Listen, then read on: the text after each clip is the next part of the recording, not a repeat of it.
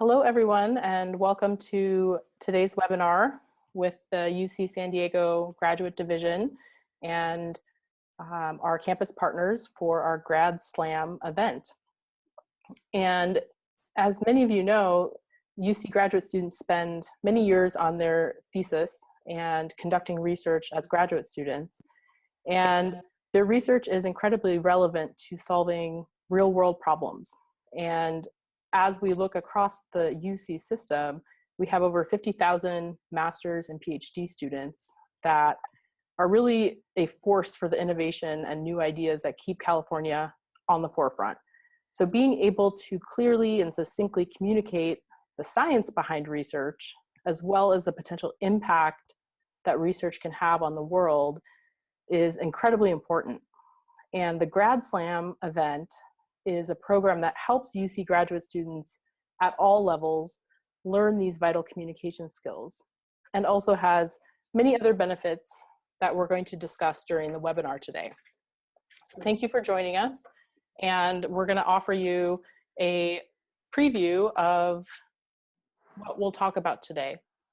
We're going to introduce today's panelists and then hear from a 2018 participant, Jessica Morton, and then talk a little bit about the benefits of participation and the training that contestants receive, as well as eligibility guidelines and prizes that graduate students can win through competition. Then we'll review the timeline for this coming year and have time for question and answer. So my name is Tamara Shops, and I'm the Assistant Dean of Graduate Strategic Initiatives here at UC San Diego. And my interaction with this program is supporting the event, working with campus partners to generate interest in Grad SLAM and promote the event widely, both on campus and off campus. And last year was the first year that I was exposed to Grad SLAM, and I was very much impressed by all of the contestants that I was able to help in early phases with judging, and then be able to support them in the audience during the final round. So I'm very excited to be working even more closely with the program this year. Hi everyone, my name is Katie Brecht. I'm one of the program coordinators in communication and leadership at the Center for Student Involvement. My role in Grad SLAM is to assist with participant preparation. I've been involved in the program now for about 3 years, which time just seems to fly by. And I'm very excited to work with the continuing to learn more from the participants and keep practicing with them, because it really is so much fun to hear about the research that you all are conducting across campus. Hello everyone, my name is Shauna Slabiota. I also work in the graduate division with Tamara. My role with Grad SLAM is to handle a lot of the logistical pieces. So in terms of contacting students who've registered, talk to them about what round they've been assigned to. I'm the person that I get all the slides from the participants, and I put those together for the different rounds. So I send out a lot of communication regarding the event to students participating, and I'm happy to answer any questions anyone has. It really is an exciting event, and I'm looking forward to next year's competition. And I'm Jessie. I participated in Grad SLAM for the first time last year. I'm a current 5th year graduate PhD candidate at UCSD in the chemistry and biochemistry department. Excellent. Thanks so much, everyone, for introducing yourselves. And the first thing that we're going to do is learn a little more about Jessie and her participation last year and some of her reflections on her time working with the Grad SLAM program. So to kick us off, we're actually going to go to a video of Jessie's competition last year in the final round. And we'll watch this video, and then we'll have time for Jessie to reflect. Okay. All right, our next student is Jessica Morton, who is a PhD student in chemistry and biochemistry And her faculty advisor is Professor Seth Cohen. Welcome, Jessica.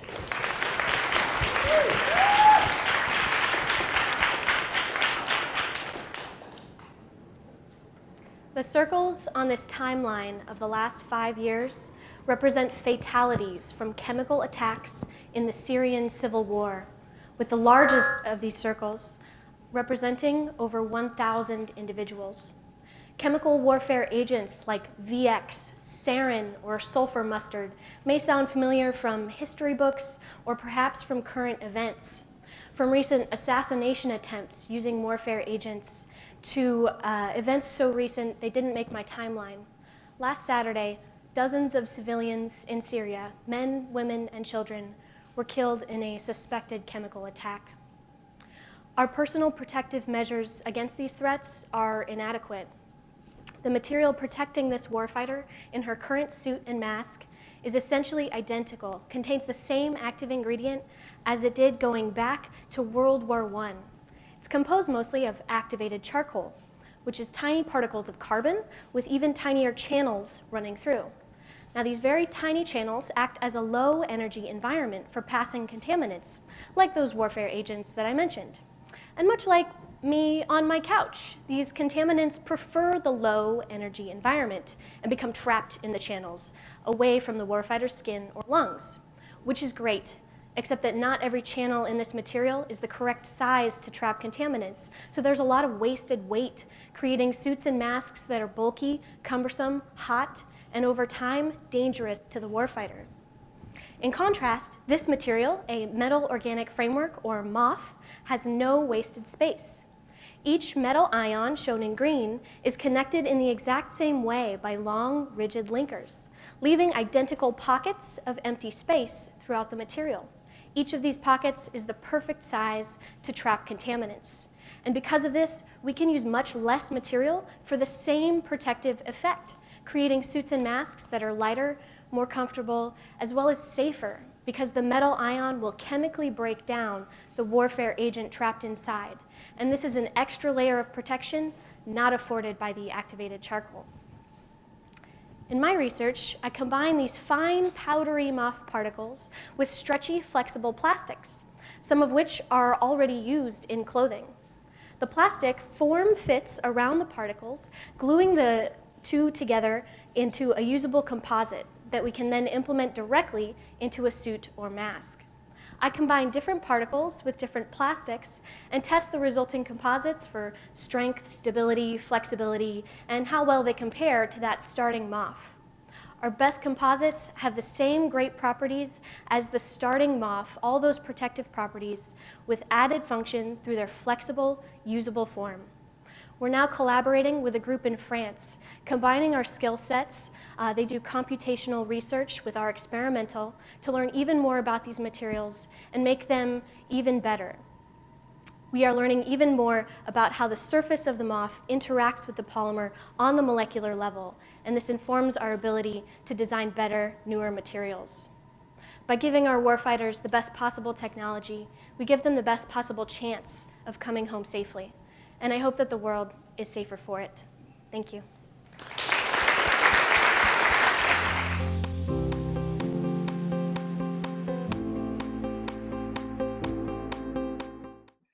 All right, so that was Jesse's speech last year.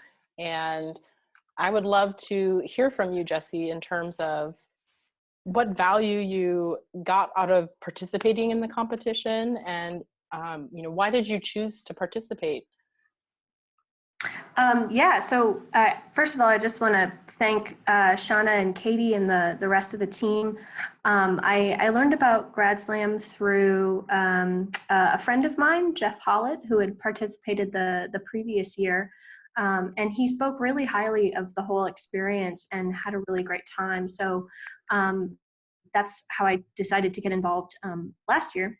And then I stayed involved because of all the great support from Shauna and Katie and everyone else. They made it a really fun experience throughout.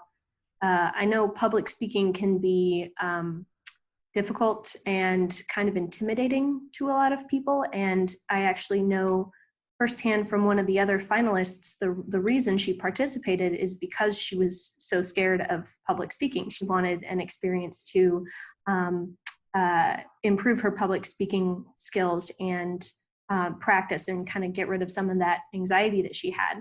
I came at it from a different perspective. I really enjoy public speaking and learning more about how to talk about my research to a general audience.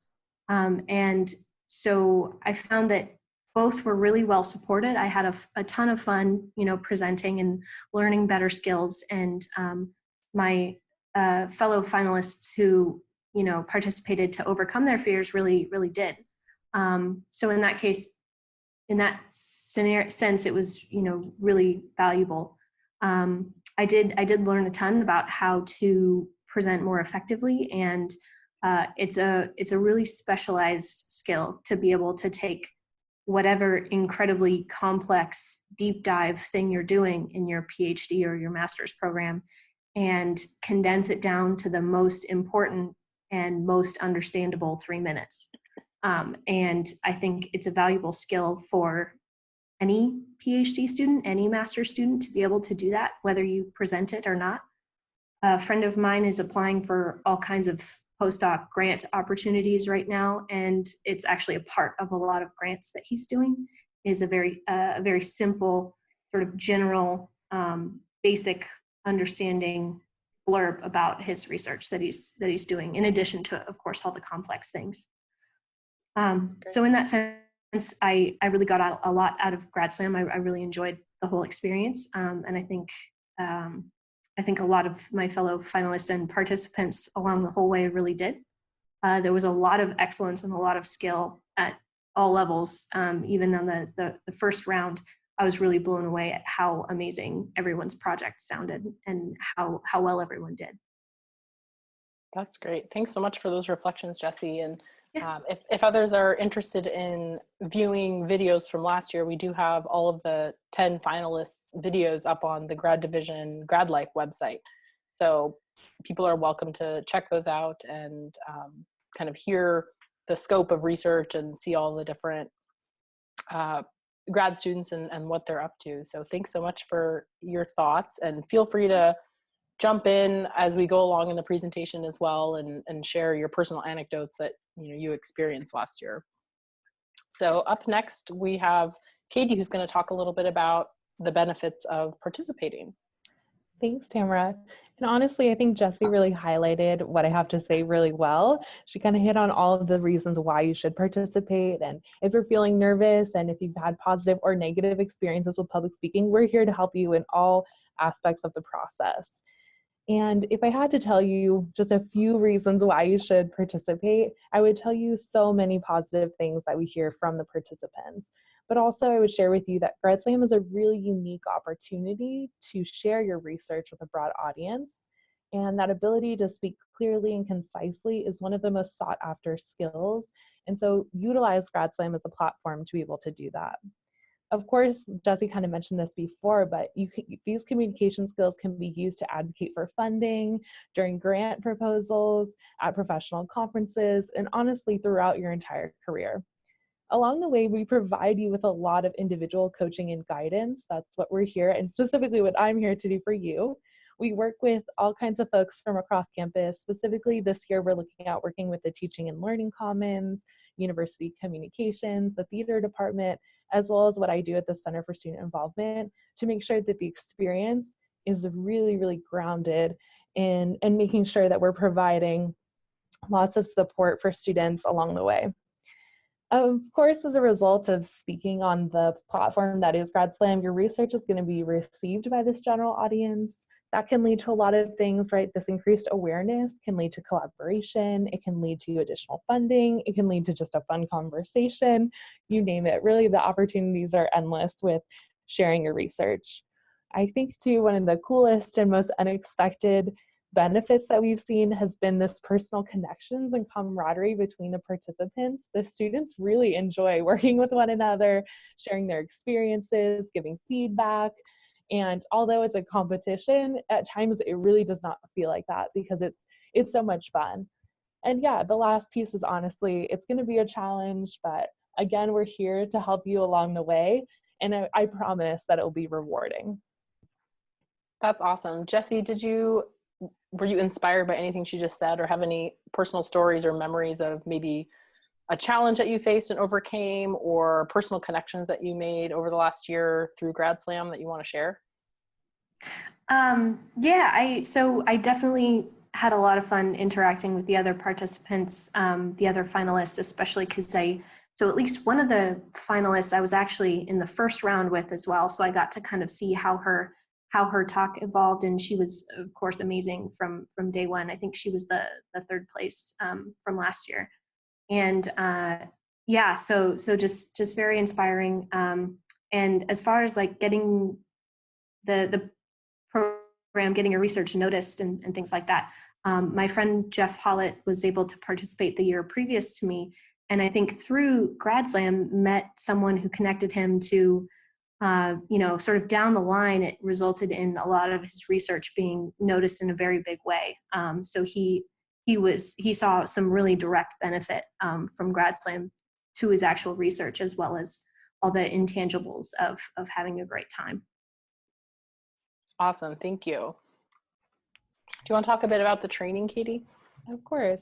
So we say we offer you this support, but what does that actually look like? What it looks like is we offer these sort of overview, broad-reaching workshops in the beginning. So those will take place in January. And with those, the idea is designed to sort of share a little bit more insight into the process, so you can gain some of these initial techniques to utilize for your presentation. And then after those initial workshops, we'll move into drop-in coaching.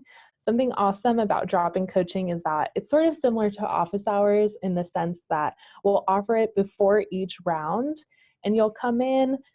It's sort of a first come, first served basis. We'll work with you on whatever you want to talk about. If you're working on your slides, we can work on your slides.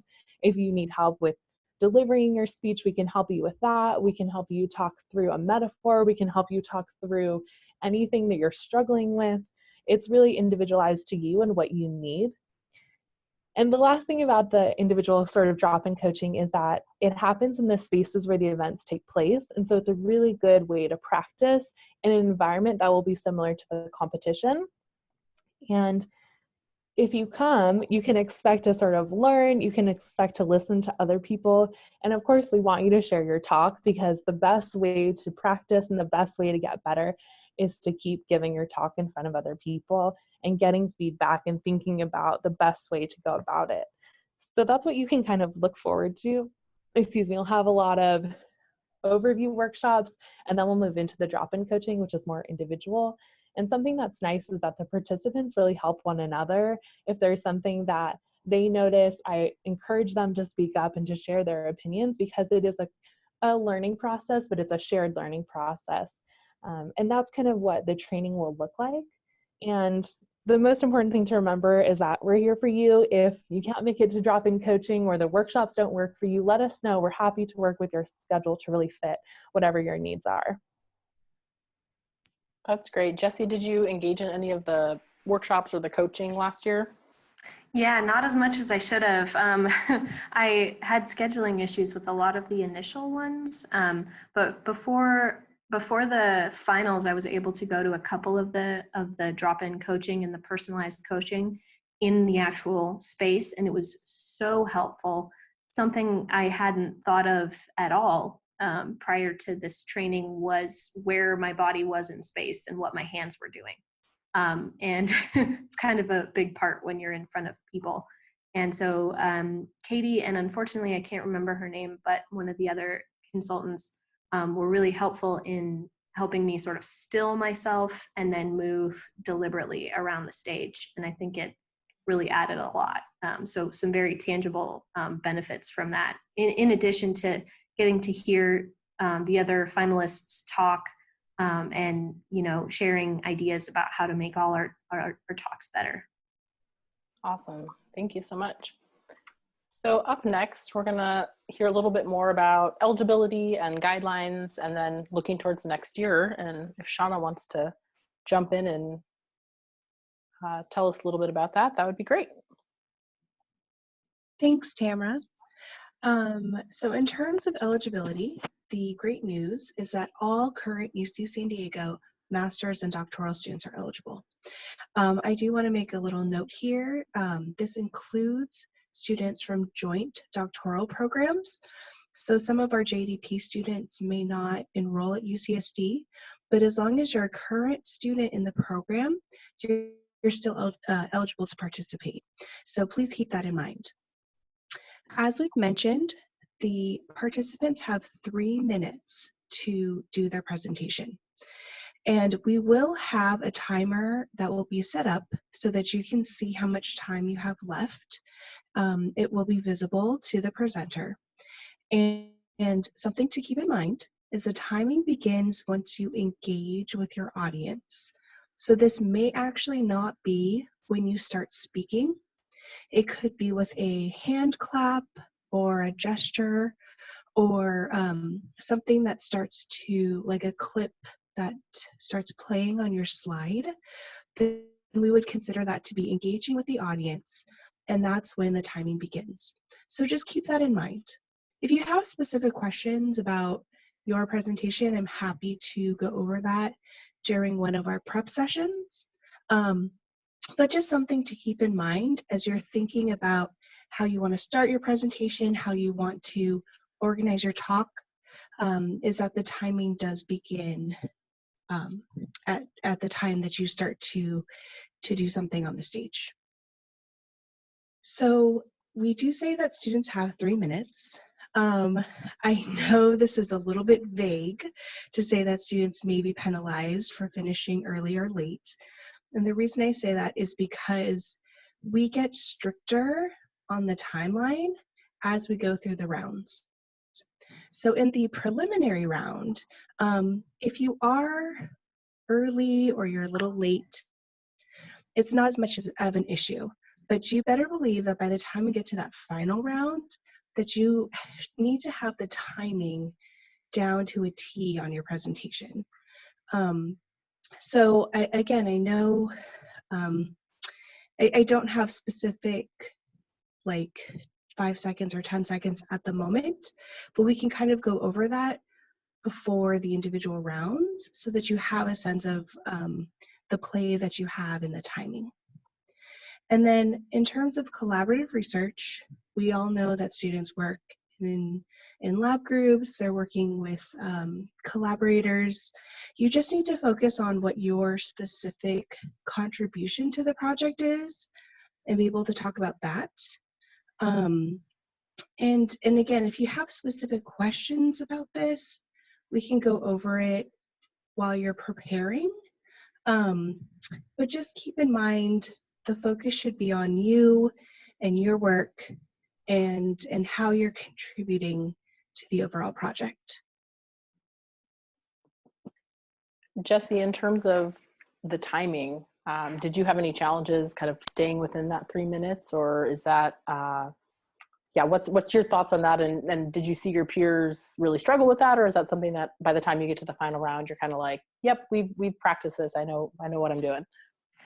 It's incredibly difficult to see such a specific timeline. Like I mentioned before, I enjoy public speaking. I enjoy connecting with my audience. So that often happens kind of extemporaneously, spontaneously. With these talks, you need to have kind of every word written down and every word kind of memorized so that you can really hit the, 2 minutes and 54 seconds to 3 minutes and 3 seconds or whatever the window is. And so yeah, it doesn't get easier as you go along because it's through each round, you sometimes change small words here and there, and you do have to keep making sure that it hits right there. The person who won last year, I think he was able to do his talk in exactly 3 minutes and 0 seconds every single time. And it was amazing. That's awesome. Thanks for sharing your thoughts on that. I imagine it would be a huge challenge. So just wanted to check in. Yeah. Okay, so just to talk about the visuals of your presentation for a sec, we get a lot of questions about these. So feel free to talk to myself or Katie or anybody that's involved if you have any questions about your slides. I do want to say something just at the start of this, and say that the guidelines that we use here at UC San Diego match what the UC system uses for their competition. So the reason I say that is so that our students are prepared. We don't want to give students here at UCSD 5 slides that they can talk about their work, and then our winner goes on to the system-wide event and they're only allowed to have 3 slides. We just feel like that's just not, it's not fair to the students or the participants. So I just wanted to mention that for the person who wins the UCSD competition, they will be going on to the system event, and all of these sort of rules and guidelines will be the same, so they'll know what to expect. So there's a maximum of 3 slides allowed. You are not required to have 3 slides. You could have 1, 2, you could have 0 slides if you want. It's totally up to you. PowerPoint is the only accepted format currently. We don't accept Prezi or other sort of presentation models. We do only use PowerPoint, and you can share those with me like via Google Slides, as long as I can put it into a PowerPoint document, because all of the slides that are in around are going to be in the same document to allow for, so there's no time in between the presentations, that we can just go through all the slides really quickly. Slides must be created by you. We do allow contestants to embed audio or video clips. However, animations within the PowerPoint software are not allowed. So what that means is when you pull up your slide, your video should just start right away. You shouldn't pull up your slide that allows a click and then have a second click to start the video later on. That's kind of considered an animation. When you're in the software, if you go to the animation tab, you'll get a sense of how your presentation is set up. And just know that you need to try and stay away from animations. If you can't think of another way to do it, talk to us. We've seen other people find some really creative solutions to get their multimedia in their presentations, and we might be able to help. But keep in mind that this is, again, a rule at the system-wide that we also use here at UCSD. Props are allowed. Students have used different models of things that they're doing in their research, but you must let us know in advance, and that's so we can make sure that it's not messy, that it's not going to need any cleanup between speakers or do something to the stage that we don't want it to. So if you want to use a prop, that's totally fine. Just make sure that we know in advance what you're going to do, and that's okay with us. So now the fun part. Talk a little bit about prizes.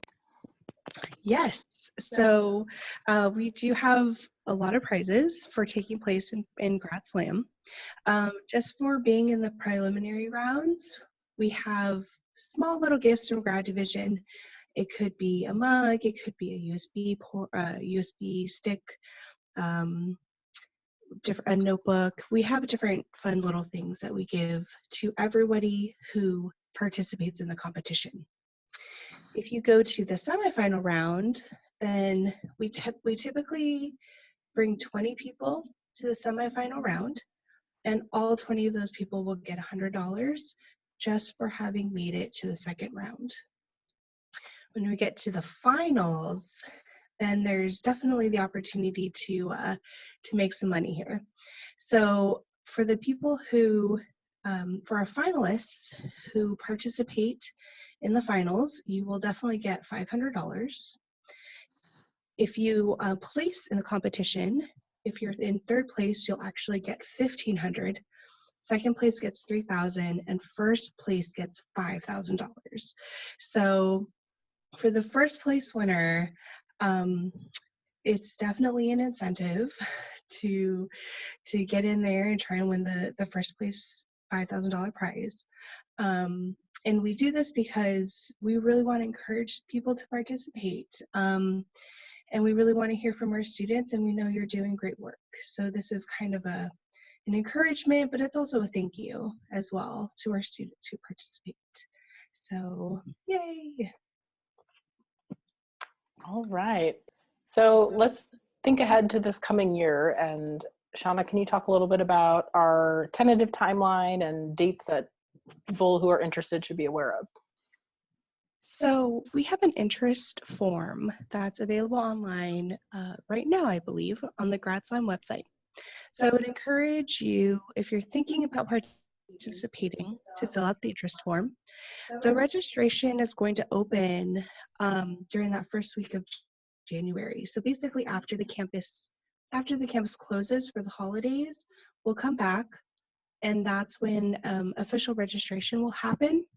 But if you filled out the interest form, then you'll get a special email from me letting you know that it's time to sign up, that we want you to sign up, and with instructions on how to do so. And then the preliminary rounds are going to take place in mid-February.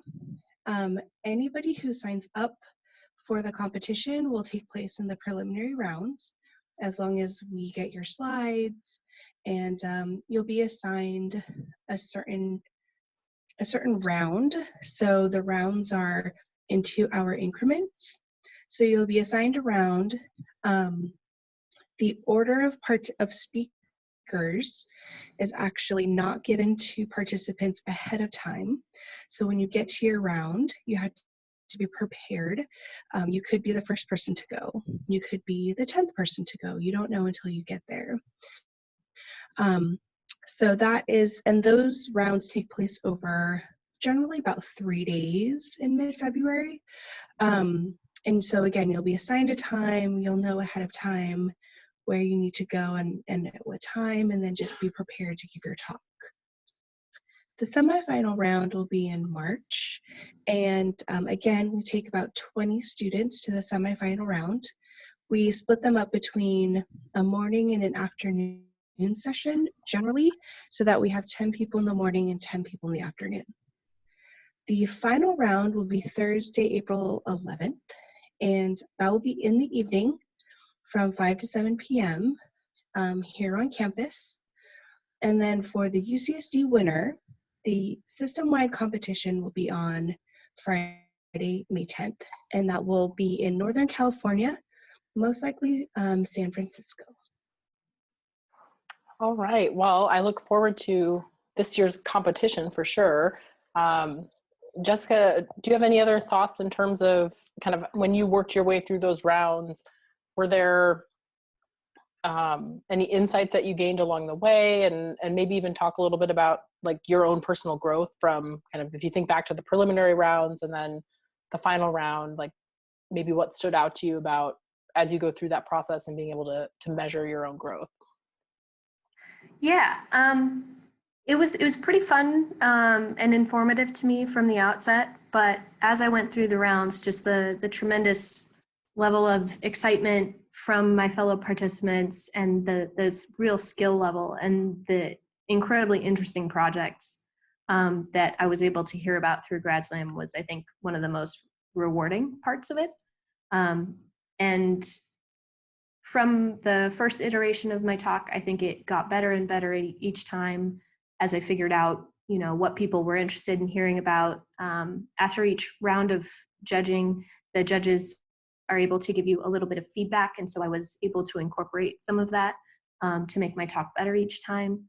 So it was a really great experience, and I'm glad to have been able to talk to you guys today. Thank you, Tamara, for setting this up, and Shauna and Katie for participating. Yeah, absolutely.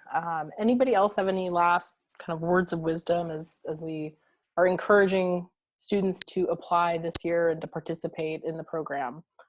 I personally, I would just like to say that I really believe in this program, and having only seen last year as kind of my first exposure to it, I was so impressed with how well students are able to talk about their research, and not just talk about the science behind it, but really cross over into being able to communicate why is this research important to the community that we live in, to the world, to the state of California.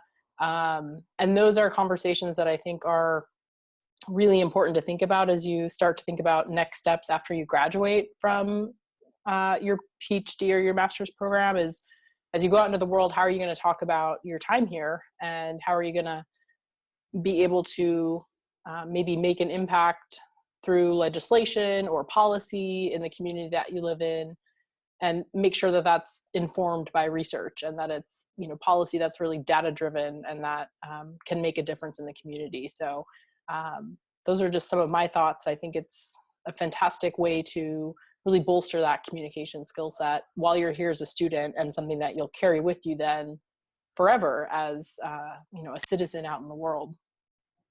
Katie, Shauna, Jesse, any other last minute thoughts? This is Shauna. I just wanted to say, don't let the 3 minutes intimidate you. You know I've heard from students before when I talk about Grad Slam, I'm like, oh, you should really sign up. And they're like, I don't think I could do that. And they don't think that they are able to be able to pare things down in 3 minutes. And the thing is, I still encourage you to come to one of our prep workshops or our initial workshops that we have in January, and to just go for it, because you do get a lot of help. It's not like you show up the first day and we expect you to have a perfected talk. That's not the case at all. We can assist you throughout this process, and you'll get better. You'll get better with the practice, you'll get better with the feedback. So I just really want to encourage you to think of this as a learning process, as a professional development opportunity, and don't think that you need to have this perfectly polished talk. You're competing against other grad students, and you know, a lot of people kind of we can all get better. You know, we can all improve in our presentation and our communication. So so think of it that way, and please don't be intimidated by the 3 minute, 3 slide sort of convention that we have. Thanks, Shauna. I agree. I completely agree. This is Katie, and I hope that you all realize how powerful of an experience it really is, and that we're here to work with you. We're excited to work with you. It's the favorite part of my job, so please come and utilize us as resources. I truly enjoy meeting all of you, learning from all of you, and watching you grow is why we do it, and why we continue to stay involved in the coaching. It's just so much fun, and you'll get a lot from it. And it may seem very daunting, but that's why we're here. We're here to make sure that the process is what you want it to be and help you be successful. All right. Any final thoughts from you, Jesse, as we look to conclude? Just to second everything said, I said the 3 minutes was the hardest part, but even that, you can do it. And it's a very helpful challenge to assign yourself. And I would really recommend it to anyone even thinking about it. Excellent. Well, thanks so much to all of our panelists today. I'm so excited to look forward to Grad Slam 2019, and we encourage anyone who's interested in being part of Grad Slam, or even if you have just the slightest interest and you're like 10% interested, let us fill in that other 90% and get you all prepped and excited to share your research. And the slide that's up right now has a link to what will be it's to our website, where there's a form where you can submit your interest. You're also always welcome to email gradlife@ucsd.edu, or you can reach out to us on Instagram or Pinterest or Facebook through #GradSlam, because we're always looking to promote the event through that. So thank you so much, panelists, and thanks everyone who joined us today, and we look forward to working with all of you during Grad Slam 2019. So thanks, everybody.